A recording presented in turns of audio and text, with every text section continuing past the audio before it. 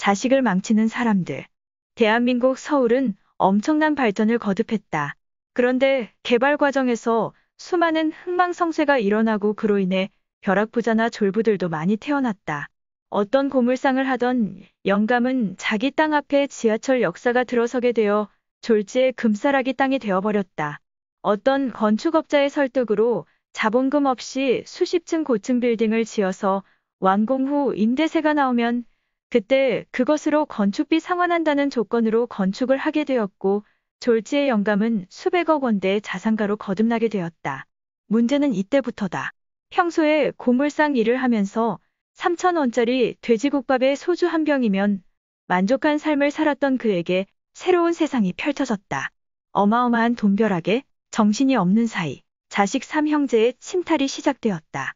첫째 아들은 빌딩 로열층인 7층에서 10층까지의 관리를 맡았고 둘째 아들은 3층에서 6층, 셋째는 11층에서 15층까지의 관리를 맡았다.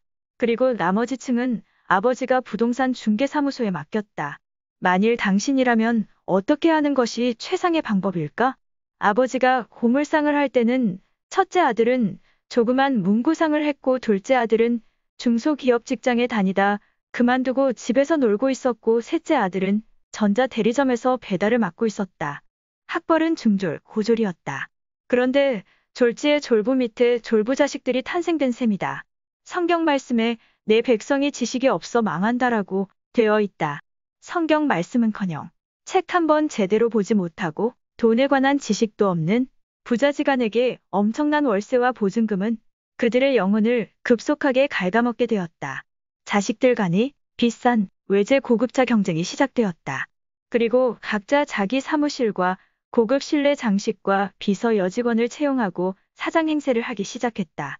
고물밖에 모르는 아버지의 문제가 더 심각한 지경에 이르렀다. 평소에는 늘 뒷골목에 있는 국밥집 등에서 소주잔을 기울이던 그 습관에서 벗어나지 못함은 당연지사다. 세상에는 공짜가 없다. 즉 모든 것은 저절로 되지 않는다는 뜻이다. 하루아침에 거지 근성에서 부자 회장 행세가 결코 쉽지 않다. 그리고 자식들의 행태를 지켜보니 우라통이 터질 것 같았다. 차라리 예전 고물상 하던 때가 그리웠다.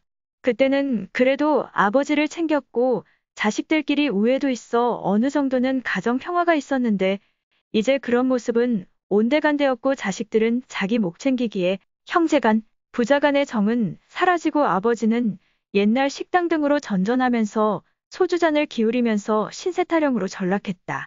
그러다가 그는 평소에 술잔을 자주 기울이던 지인에게 이런 하소연을 한다.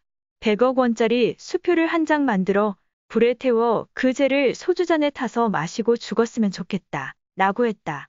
만약에 고물상 하던 영감이 하나님을 제대로 믿었다면 자손 대대로 하나님을 기쁘게 해드리는 좋은 기회가 되었을 것이다. 위의 얘기와 정반대의 가정을 소개한다. 이 가족은 믿음이 강한 형제들이었고 그들은 부모로부터 많은 유산을 받았다. 그때 마침 지방에 있는 기독교 계통의 사립대학 운영이 몹시 어렵다는 소식을 접하고 부모로부터 받은 유산 수십억 원을 그 대학교를 찾아 전하게 된다. 사실 형제간끼리 부모 유산을 놓고 원수지간이 되어버린 가정이 의외로 많다. 내 주위도 많이 보았다. 그런데도 살아계신 하나님을 아는 그 형제들은 의기투합하여 정말 의로운 행동을 실천한 것이다. 축복의 통로로서 말이다. 그 후 그 학교는 세계적인 우수학교로 발전하였고 아주 좋은 인재 양성으로 소문나 있다. 이렇게 기부한 그들 형제에게 하나님은 너무나 당연한 축복은 물론 그들의 영혼 구원은 보장되지 않겠는가 하는 생각이 든다. 돈의 기능은 수없이 많다. 하나님을 제대로 섬기는 크리스천에게는 많은 돈은 참으로 귀하게 쓰인다. 가난한 교회를 지원하고 기독교 방송국 그리고 각종 구호단체, 심장병 재단 그리고 가난한 이웃들을 찾아서 모르게 도와주고 정작 자신들의 삶은 검소하게 보낸다. 세상은 말없이 행한 많은 아름다운 기부를 기억하고 있다. 세상 재미에 빠진 부자들은 고급 술집과 여자와 사치품과 고급 차 그리고 골프 여행으로 돈 쓰는 재미에 시간 가는 줄 모른다. 그리고 그들의 끝은 대개 타락의 길을 걷는다. 그들이 지은 죄는 시간이 갈수록 줄어들지 않고 사망에까지 이르는 위기에 직면하게 된다. 그 이유는 그들은 이미 사탄의 노예가 되어 있어 그 범주를 벗어나기가 여간 힘들게 되어 있기 때문이다. 특별한 이변이 없는 한 자력으로 헤어나오기 어렵다. 오직 예수 그리스도의 도움만이 그들의 희망이다. 예전에 학원에서 색소폰을 배울 때 같이 알고 지냈던 나이 드신 분이 있었다. 우연한 기회에 그분과 식사도 하고 색소폰도 같이 연주도 하곤 했다. 젊었을 때 사업을 한 그는 많은 부동산과 현금을 소유하고 있었는데 첫째, 둘째 아들의 사업 자금으로 재산의 절반을 팔아주었는데 불과 몇 년 사이에 다 털어먹고 또다시 아버지의 재산을 바라보고 있다는 얘기를 들었다. 그 일로 그는 상심한 나머지 부동산을 죽기 전에 처분하여 최대한 쓰고 죽는다는 방침을 세웠다는 얘기를 들었다. 그분 역시 하나님을 모르고 살아가는 부류이다. 하나님을 믿게 하려고 여러 번의 시도를 했었지만 도무지 마음의 문을 열지 않는다. 단단한 바위처럼 사탄의 거짓에 속아 하나님에 대해 조금도 알기를 원하지 않는다. 이렇듯 하나님을 제대로 믿지 않은 가진 자들의 공통된 현상은 나이가 들수록 가진 재산 관리에 대해 힘들어하고 세상을 허무하게 생각하는 것 같다. 이런 것들이 미련한 자들의 한계이다. 부디 하나님을 무서워하고 자신들이 얼마나 어리석고 미련한지 깨달아야 하는데 무심히 흘러가는 세월은 기다려주지 않는다. 나이가 들수록 하나님을 만날 수 있는 확률에 대하여 얘기하고자 한다. 첫 번째, 나이가 어릴수록 하나님을 만나기가 유리하다. 마음과 생각이 유연하여 새로운 정보에 대한 거부감이 적다.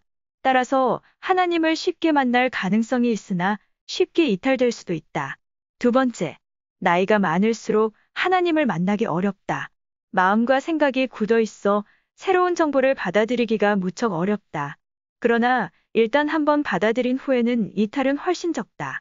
결론적으로 보면 젊은 사람들보다 나이 든 사람들의 영혼 돌봄이 시급하다.